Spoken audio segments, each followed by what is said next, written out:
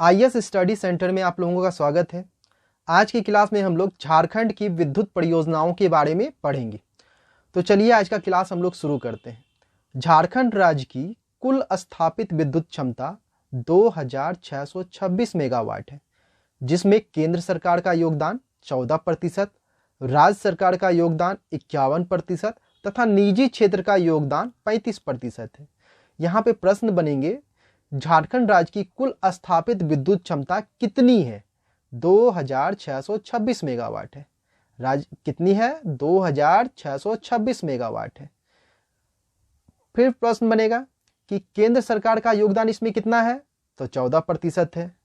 राज्य सरकार का योगदान कितना है? 51% है। प्रश्न बनेगा निजी क्षेत्र का योगदान कितना है? तो 35% है। हम लोग फिर आगे बढ़ते हैं। झारखंड में स्थापित कुल विद्युत क्षमता का लगभग 91% हिस्सा कोयला पे आधारित है, 8% हिस्सा जल पे तथा 1% हिस्सा नवीकरणीय पर आधारित है। यहाँ भी प्रश्न बनेंगे, झारखंड में स्थापित कुल विद्युत क्षमता का लगभग कितना प्रतिशत हिस्सा कोयले पर आधारित है? तो 91%। फिर इस प्रश्न बनेगा, झारखंड में स्थापित कुल विद्युत क्षमता का कितना प्रतिशत हिस्सा जल पे आधारित है? तो 8%। उसी तरह प्रश्न बनेगा नवीकरणीय पर कितना आधारित है?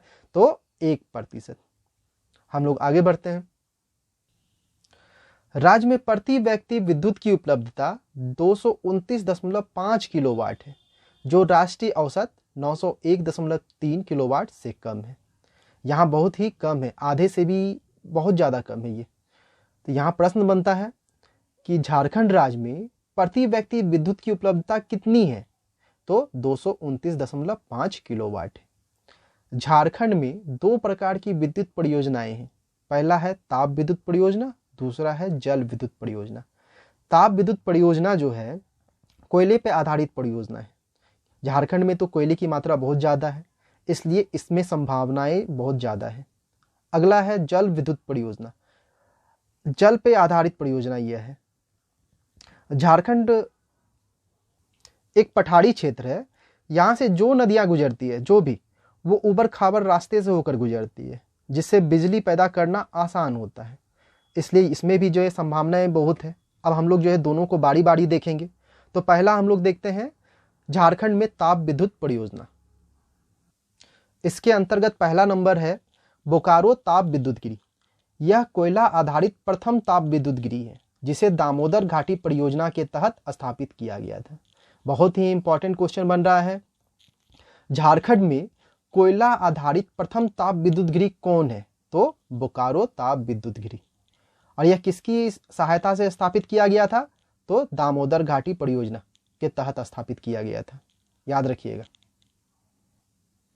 सन 1953 में यहां से बिजली उत्पादन प्रारंभ हुआ तथा इसकी उत्पादन क्षमता 830 मेगावाट है। ये सब प्रश्न बनता है। हर एक जितना भी अभी पढ़िएगा आप विद्युत गिरी, सभी में ये प्रश्न बनेगा कि किस ईस्वी में वो स्थापित हुआ, वहां से कितने मेगावाट जो है बिजली उत्पादित होते हैं। तो यहाँ पे प्रश्न बन रहा है बोकारो ताप विद्युत गिरी कब स्थापित हुआ था? तो 1953 में स्थापित हुआ। यहाँ से कितना मेगावाट बिजली उत्पादित हो रहा है? 830 मेगावाट। बोकारो ताप विद्युत गिरी संयुक्त राज्य अमेरिका एवं पश्चिमी जर्मनी के सहयोग से संचालित हो रहा है। ये भी बहुत इंपॉर्टेंट प्रश्न है कि बोकारो ताप विद्युत गिरी किनके सहयोग से संचालित हो रहा है? तो यह संयुक्त राज्य अमेरिका और पश्चिमी जर्मनी इसका आंसर होगा। यह संयंत्र दामोदर नदी की सहायक बोकारो नदी पर स्थापित की गई है। यह भी बहुत ही इंपॉर्टेंट क्वेश्चन है। प्रश्न बनेगा बोकारो ताप विद्युत गिरी किस नदी पर अवस्थित है? तो बोकारो नदी पर अवस्थित है। यहाँ पे दो बिजली संयंत्र हैं, बोकारो ताप विद्युत गिरी ए एवं बोकारो ताप विद्युत गिरी बी। ये पिछली क्लास में हम लोगों ने पढ़ा है। इससे राष्ट्रीय ग्रिड को विद्युत आपूर्ति की जाती है। अब हम लोग आगे बढ़ते हैं। अगला है पतरातू ताप विद्युत गिरी। यह रामगढ़ में अवस्थित है। प्रश्न बनेगा पतरातू ताप विद्युत गिरी किस जिले में अवस्थित है? तो रामगढ़ में अवस्थित है। यह संयंत्र रूस के सहयोग से शुरू किया गया था। यह भी प्रश्न बनता है कि पतरातू ताप विद्युत गिरी किसके सहयोग से शुरू किया गया है? तो रूस के सहयोग से। इस संयंत्र को फरवरी 1973 ईस्वी में चौथी पंचवर्षीय योजना के दौरान स्थापित किया गया था। यह भी प्रश्न बनेगा। पतरातू ताप विद्युत गृह की स्थापना किस ईस्वी में की गई थी? तो 1973 ईस्वी में की गई थी। फिर प्रश्न बनेगा, पतरातू ताप विद्युत गृह की स्थापना किस पंचवर्षीय योजना के दौरान हुई थी? तो चौथी पंचवर्षीय योजना के दौरान हुई थी। इसकी उत्पादन क्षमता 840 मेगावाट है। यहाँ भी प्रश्न बन रहा है, पतरातू ताप विद्युत गृह का उत्पादन क्षमता कितना है? 840 मेगावाट। इस संयंत्र से HCL हटिया रांची को विद्युत आपूर्ति की जाती है। यहाँ भी प्रश्न बन रहा है कि पतरातू ताप विद्युत गृह किसे विद्युत आपूर्ति करता है? तो इसका जवाब होगा HCL हटिया। यह संयंत्र झारखंड राज्य विद्युत बोर्ड JSEB के अधीन कार्यरत है। रिकॉल करते हैं हम लोग फिर से। पतरातू ताप विद्युत गृह कहाँ स्थापित है? रामगढ़ जिले में। किसके सहयोग से शुरू किया गया? रूस के। किस ईस्वी में इसे स्थापित किया गया? 1973 ईस्वी में स्थापित किया गया। किस पंचवर्षीय योजना के दौरान स्थापित किया गया? चौथी पंचवर्षीय योजना के दौरान। उत्पादन क्षमता कितना है? 840 मेगावाट है। किसे यह विद्युत आपूर्ति करता है? तो HCL हटिया को करता है। ठीक है, अगला हम लोग देखते हैं। चंद्रपुरा ताप विद्युत गृह, इसकी स्थापना 1965 ईस्वी में दामोदर घाटी निगम द्वारा बोकारो जिले में की गई है। उत्पादन क्षमता 780 मेगावाट है। रिकॉल करते हैं हम लोग इसे फिर। चंद्रपुरा ताप विद्युत गृह कब स्थापित हुआ? 1965 में स्थापित हुआ। किस जिले में स्थापित हुआ? बोकारो जिले में स्थापित हुआ।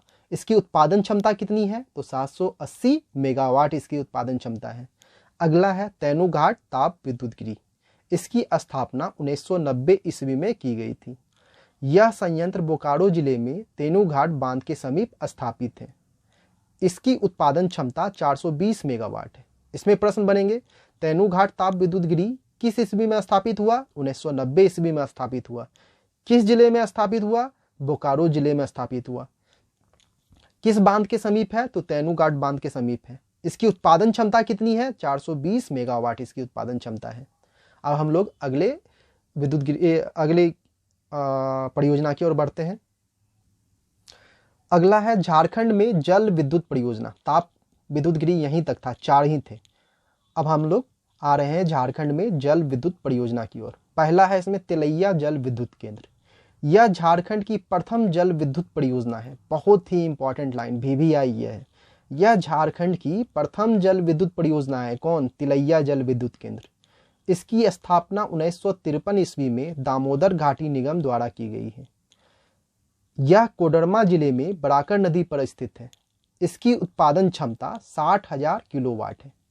यहाँ 60,000 किलोवाट देख के आप लोग कंफ्यूज मत होइएगा, क्योंकि 1000 किलोवाट इक्वल टू होता है 1 मेगावाट। तो यहाँ 60,000 किलोवाट मतलब कि 60 मेगावाट हो गया। मेगावाट याद रखिएगा, 60 मेगावाट। रिकॉल करते हैं हम लोग। तिलैया जल विद्युत केंद्र जो है किस ईस्वी में स्थापित हुआ? तो 1953 ईस्वी में स्थापित हुआ।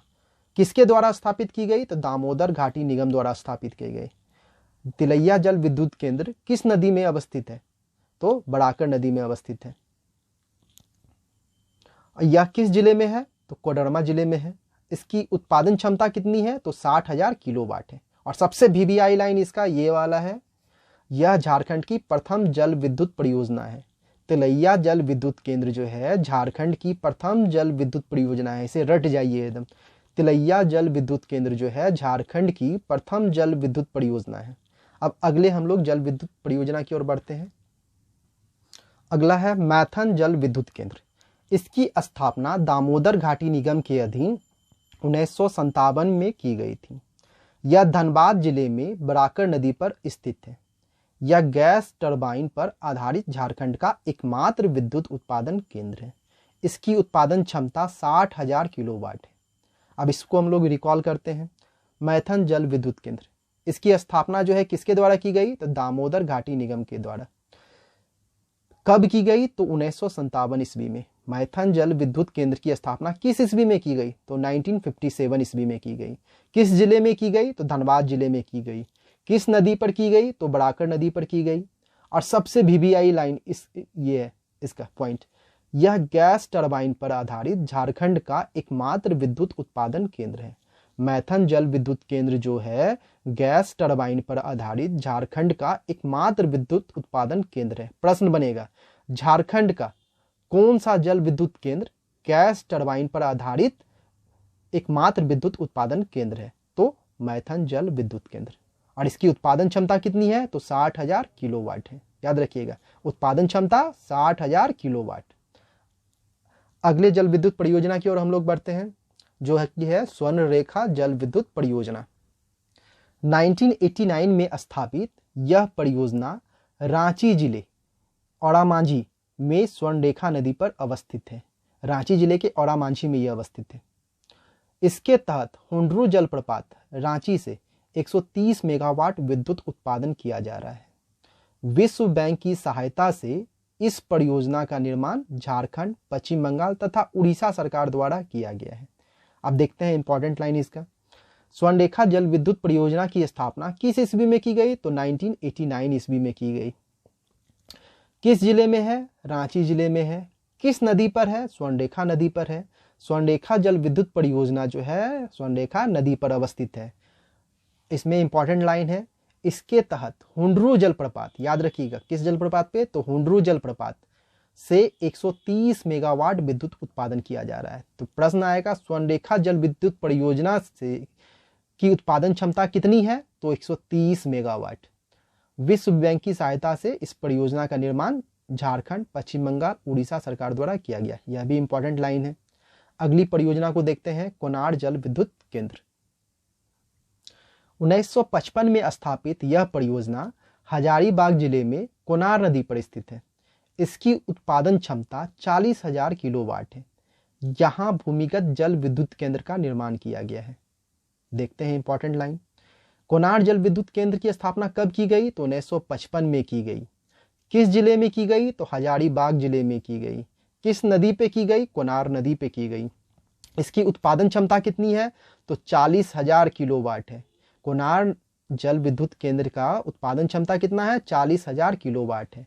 और सबसे इंपॉर्टेंट लाइन इसका, यह भूमिगत जल विद्युत केंद्र का निर्माण किया गया है। यहाँ भूमिगत जल विद्युत केंद्र का निर्माण किया गया है। कोनार जल विद्युत केंद्र में भूमिगत जल विद्युत केंद्र का निर्माण किया गया है। प्रश्न बनेगा, किस जल विद्युत केंद्र पर भूमिगत जल विद्युत केंद्र का निर्माण किया गया है? तो कोनार जल विद्युत केंद्र। बहुत ही इंपॉर्टेंट लाइन। अगला है अय्यर जल विद्युत केंद्र। इसकी स्थापना दामोदर घाटी निगम द्वारा की गई थी। यह परियोजना दामोदर नदी पर स्थित है। इसकी उत्पादन क्षमता 45,000 किलोवाट है। देखते हैं इंपॉर्टेंट लाइन, अय्यर जल विद्युत केंद्र की स्थापना किसके द्वारा की गई? तो दामोदर घाटी निगम द्वारा की गई, DVC। यह परियोजना दामोदर नदी पर स्थित है। तो इसका होगा प्रश्न, अय्यर जल विद्युत केंद्र किस नदी पर अवस्थित है? तो दामोदर नदी पर अवस्थित है। अय्यर जल विद्युत केंद्र का उत्पादन क्षमता कितना है? 45,000 किलोवाट है। अगला हम लोग देखते हैं पंचायत जल विद्युत केंद्र। इसकी स्थापना 1959 में दामोदर नदी पर की गई थी। यह परियोजना धनबाद एवं पुरुलिया, पश्चिम बंगाल की सीमा पर स्थापित किया गया है। इसकी उत्पादन क्षमता 40,000 किलोवाट है। इंपॉर्टेंट लाइन देखते हैं, पंचायत जल विद्युत केंद्र की स्थापना किस ईस्वी में की गई? तो 1959 में की गई। पंचायत जल विद्युत केंद्र किस नदी पर अवस्थित है? दामोदर नदी पर अवस्थित है। पंचायत जल विद्युत केंद्र की उत्पादन क्षमता कितनी है? तो 40,000 किलोवाट है। ठीक है, ये सब इंपॉर्टेंट लाइन है, देखिए। फिर अगला हम लोग देखते हैं बाल पहाड़ी जल विद्युत केंद्र। यह परियोजना गिरिडीह जिले के बड़ाकर नदी पर स्थित है। इसका संचालन DVC, दामोदर घाटी निगम द्वारा की जाती है। इसकी उत्पादन क्षमता 20,000 किलोवाट है। इंपॉर्टेंट लाइन है, बाल पहाड़ी जल विद्युत केंद्र किस जिले में अवस्थित है? तो गिरिडीह जिले में अवस्थित है। बाल पहाड़ी जल विद्युत केंद्र किस नदी पर अवस्थित है? तो बड़ाकर नदी पर अवस्थित है। इसका संचालन किसके द्वारा किया जा रहा है? तो दामोदर घाटी निगम द्वारा किया जा रहा है। बाल पहाड़ी जल विद्युत केंद्र का उत्पादन क्षमता कितना है? तो 20,000 किलोवाट है। ये सब याद रखिएगा, बहुत ही इंपॉर्टेंट है। जितने भी विद्युत केंद्र के बारे में हम लोग पढ़े, उसकी स्थापना और उत्पादन क्षमता बहुत ही इंपॉर्टेंट है, वो दोनों याद रखिएगा। साथ ही साथ किस नदी पे है ये भी याद रखिएगा। अब अगला है एक प्रस्तावित जो है कोयल कारो परियोजना, इसको हम लोग देख लेते हैं। यह परियोजना कोयल तथा कारो नदी पर राष्ट्रीय पनबिजली निगम NHPC द्वारा निर्मित किया जाना है। इस परियोजना से संबंधित जिले रांची, गुमला और पश्चिमी सिंहभूम है। इस परियोजना के तहत कुल 732 मेगावाट विद्युत उत्पादन का लक्ष्य निर्धारित किया गया है। ये प्रस्तावित है, अभी ये बना नहीं है। ठीक है, आज की क्लास में इतना ही, फिर अगले क्लास में हम लोग मिलते हैं। Thank you.